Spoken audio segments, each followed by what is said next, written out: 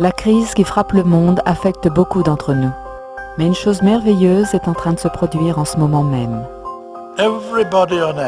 Chaque être humain, sans exception, aspire à l'unité et recherche, consciemment ou inconsciemment, une forme d'unité.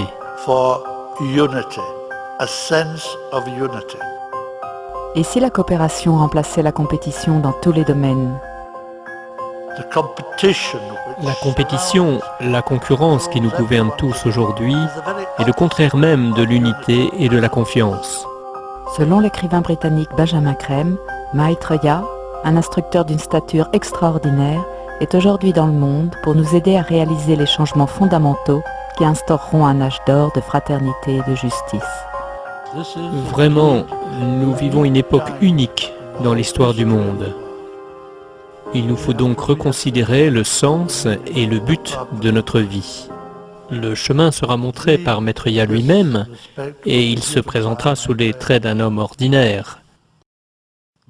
Maitreya est sur le point d'émerger au grand jour et de commencer son travail à la radio et à la télévision, d'abord aux États-Unis, puis au Japon et ensuite dans le reste du monde. Maitreya et son groupe de maîtres ont créé des centaines et des centaines de signes pour montrer à l'humanité que quelque chose de fantastique se prépare. On observe ces signes partout dans le monde, des événements apparemment impossibles, mais qui se produisent bel et bien. Le plus récent de ces signes qui annonce Maitreya est un objet ressemblant à une étoile qui est apparu partout dans le monde. On dirait une étoile, mais c'est plus grand, plus brillant et plus proche. Ça change de couleur et se déplace.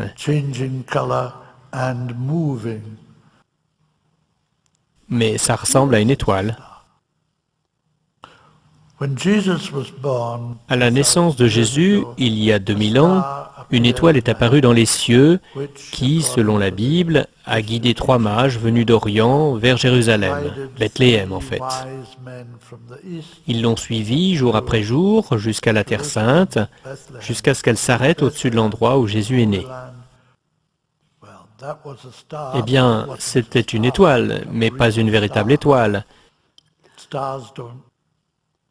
Les étoiles ne se comportent pas comme ça.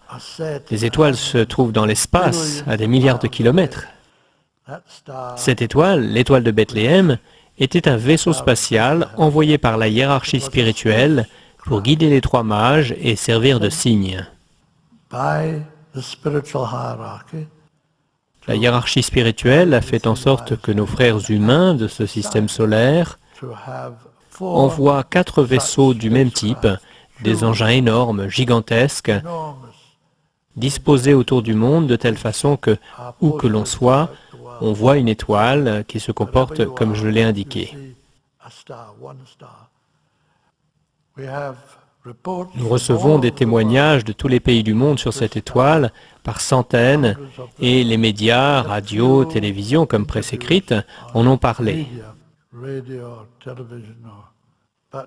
Mais ce que Maitreya désire vraiment, c'est une discussion publique à travers les médias du monde entier sur l'étoile, sur sa nature, parce que les gens ne savent pas de quoi il s'agit. Ils la voient, ils le disent, mais c'est un objet extraordinaire. Ils se demandent, et si c'était un ovni? Eh bien, dans un sens, c'est un ovni, mais un ovni très particulier, c'est l'étoile. Et les premiers cercles dans les cultures, appelés agroglyphes, qui apparaissent depuis des années partout dans le monde, mais spécialement dans le sud de l'Angleterre, sont créés par nos frères de l'espace venus d'autres planètes, essentiellement Mars et Vénus. Et le premier agroglyphe apparu cette année, plusieurs semaines plus tôt que d'habitude, est, comme vous pouvez le voir sur cette photo, une étoile. Ce premier agroglyphe a certainement été créé, comme tous les autres, en l'espace de quelques secondes, par un vaisseau spatial. Un agroglyphe qui fait plusieurs dizaines de mètres de long et qui a pour objet de rappeler à ceux qui ont besoin de le savoir qu'il s'agit de l'étoile, annonciatrice de Maitreya, qui est en train de commencer sa mission publique. De quoi Maitreya va-t-il parler à la télévision et à la radio? Eh bien, évidemment, du besoin de paix, du besoin de justice dans le monde. Mais comment obtenir la justice? Maitreya dit qu'il n'y a qu'une façon d'amener la justice dans le monde. Considérer le monde comme un, nous considérer comme frères et sœurs dans une humanité unique et partager les ressources du monde. Le partage est la clé. Seul le partage produira la confiance nécessaire pour mettre fin à la guerre pour toujours. Quand nous aurons le partage, nous aurons automatiquement la justice. Quand nous aurons la justice, nous aurons la paix. Liberté, justice, partage et paix vont ensemble. Ils découlent l'un de l'autre.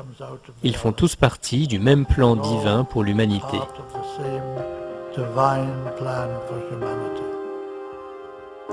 Vraiment, nous vivons une époque unique dans l'histoire du monde.